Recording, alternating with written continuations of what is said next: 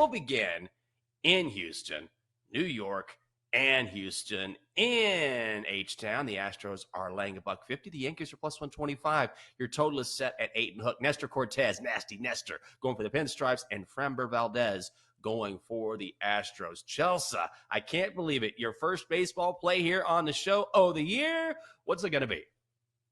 Well, I'm not sure if this is going to be an official play, but if I had to pick a side in this game, it would probably be on the Astros. Just looking at the pitching matchup, Nestor Cortez was probably not supposed to be the opening day starter. They probably wanted Garrett Cole for that position, but of course, he is on the injured list. So we get a bit of a pitching mismatch here. Framber Valdez has had all the experience in the postseason. We know the Astros are trying to make it back to the ALCS for the 17th time since 2017. In fact, they've been to the ALCS every single year since 2017. What a stretch.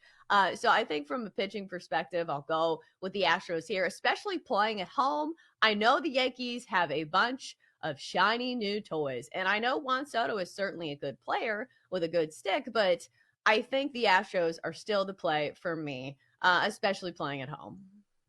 Yeah, I think so too. I think this is actually a very good price on the Astros at minus 150.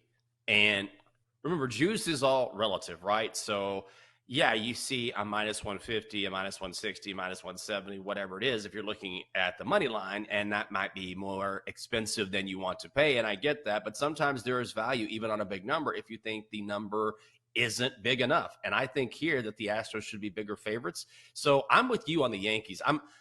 I'm a big seller on the Yankees at this point. Oh, sorry. Yes. Okay.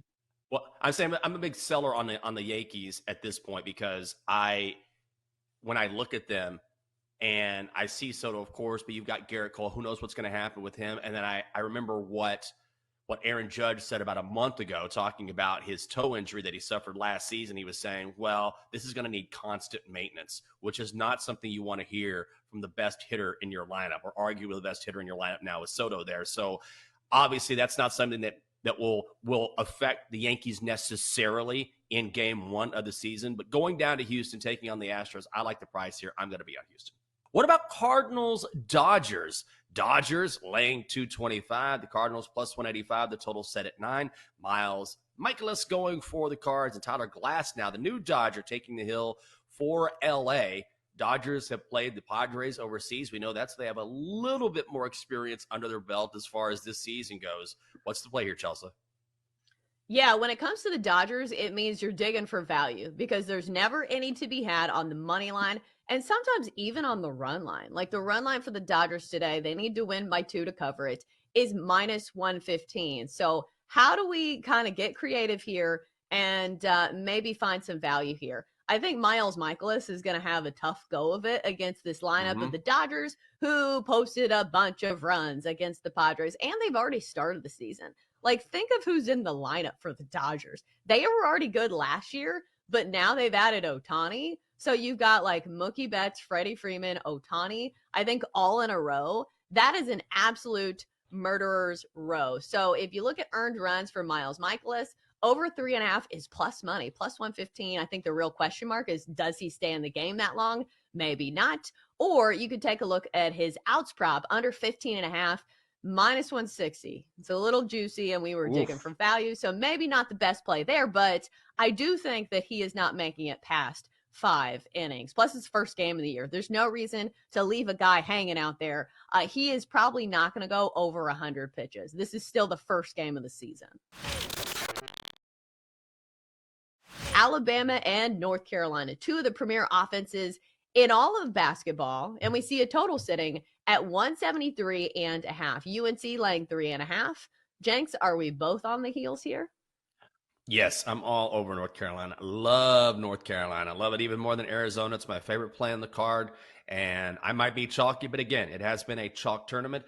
I just don't know how Alabama is going to stay within the number when you're talking about UNC, when Alabama just doesn't play any defense. They play no defense at all, and Carolina's defense is surprisingly good. So you're talking about a back-and-forth affair.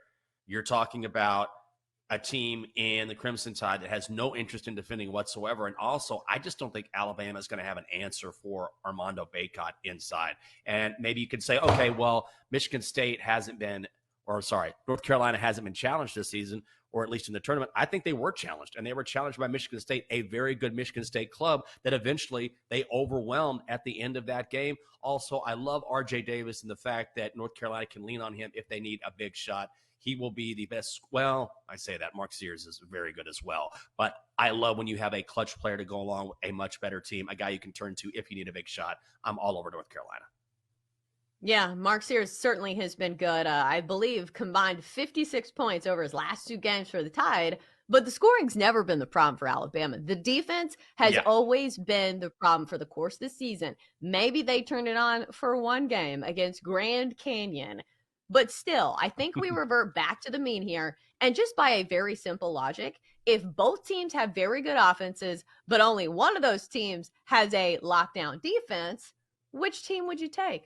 The team with the better defense, of course, and the team that has the championship experience in Carolina. So for me, it's pretty simple. We've seen this line move as well, moving from 3.5 all the way to 4.5. So clearly some money coming in on North Carolina. So I'll be with you there on UNC. Next up, let's go to the East region. We have San Diego State squaring off with UConn in a rematch of last year's national championship game. Last year was all UConn. That's why they cut down the nets. But you will be paying a premium on a team that's looked dominant thus far. UConn double-digit favorites here. They are laying 10.5 against the Aztecs. Total set at 135.5. Jenks, my initial lean was UConn and the under. Do you like either of those, or are you going to talk me off of them? Oh, man, I feel so dumb because I'm laying all this chalk here. I think I would be on the under. I don't know if I want to lay 10.5 as much as I like UConn, and I think this could potentially be a blowout because I know San Diego State made the Final Four last season. It's a rematch of the national championship game, but this is a weaker San Diego State team than the one we saw play for the national title last year. I think I would lean towards the under. That's where the money is headed. And if San Diego State has a prayer in this game, they're going to have to do what they do best, which is slow it down and play the defense they're known for. So I think I would lean to the under. Clemson has done a nice job of surprising us. Are they going to do it again tonight? Yeah, the ACC has really been that surprise, I think, in the tournament so far. I know we don't have a traditional Cinderella in the mid-major sense of the term, but I think all of the teams that are seated lower in this spot in the ACC, NC State, of course, being the other one, you can even throw Duke in there, even though they don't really qualify as a Cinderella. When you're facing the number 1 seed and you're an underdog, I think it's fair to put you in that underdog realm. So the ACC is kind of fighting an uphill battle here with a lot of these teams lined as underdogs in these games. Clemson's been fantastic. I think PJ Hall, man, like when I watched Clemson play those first 2 games, now Baylor couldn't hit water coming off a boat the other night, and I think that certainly helped. They were 6 of 24 from 3, and they're a good 3-point shooting team. Arizona is going to be much more buttoned up offensively in this game, and that's what scares me. But to me, Clemson's got dudes that I don't think a lot of us really know could play. Like the Scheifele kid's like the ACC most improved player in the entire conference, and PJ Hall is a very underrated player. So if they can stay out of foul trouble, I think for Clemson, those 2 bigs, I think they can run with Arizona a little bit here. And I'll be honest, I don't fully trust Tommy Lloyd in a tournament game to be laying a big number. So I think above that key number of 7, I think I would take the 7.5 of Clemson, and that would be the way to play this one.